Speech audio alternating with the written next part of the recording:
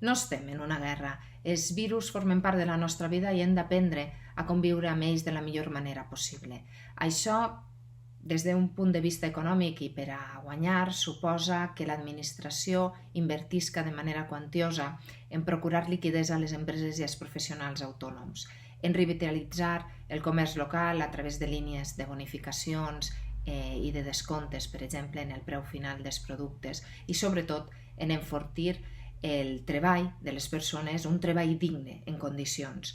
Però també sense oblidar que necessitem un canvi de model, un model econòmic que sustente en respondre a les necessitats de les persones, a les necessitats reals, amb serveis públics forts i amb una producció i amb un consum que es basa en la xarxa local i de proximitat. Només així podrem conviure amb crisis com aquestes i tindre una vida millor.